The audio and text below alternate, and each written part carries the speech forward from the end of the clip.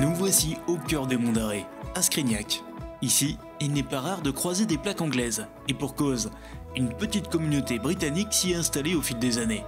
Le premier, c'était lui, David Rosemont. Suite à une manœuvre de la Royal Navy, il débarque en 62 en Bretagne et tombe sous le charme de la région. Il achète alors une maison de vacances en 72 et y passe désormais sa retraite. Pour cet amoureux de la France, le Brexit ne pouvait pas arriver. Pour le Brexit, c'est un choc énorme pour moi. Franchement, j'ai pensé que j'ai une crise de cœur ce matin-là. Comme pour beaucoup de ses congénères, la première conséquence du Brexit fut la baisse de la livre sterling. Ancien architecte à Londres, il a vu diminuer sa retraite de 20% avec la dévaluation.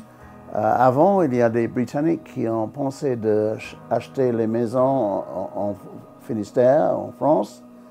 Maintenant, ils ont peur parce qu'ils ne savent pas exactement l'avenir. Mais déjà, nous avons vu dans la commune des autres nations qui remplacent les Britanniques pour les maisons plus grandes, les maisons plus chères, comme les Belgiques, les Suisses. Même les Allemands achètent dans la commune de Scrignac. Je n'ai jamais vu ça avant.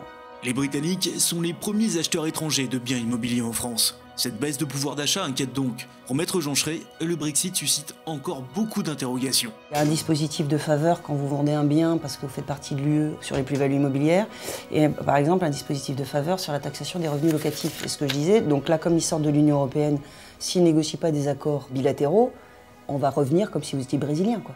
Une autre crainte pré-Brexit concernait la remontée des taux d'intérêt. A priori, c'est plutôt l'inverse qui s'opère. Néanmoins, les établissements financiers se montrent davantage prudents sur l'accord de prêt.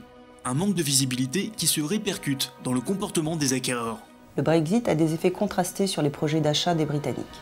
S'il a entraîné des reports de projets, il a incité des acquéreurs dans des proportions au moins égales à accélérer leurs projets dans l'hypothèse où les modalités d'acquisition seraient modifiées ou les taux d'intérêt remonteraient. Pour l'heure, les conditions d'emprunt restent très favorables au sein et à l'extérieur de la zone euro.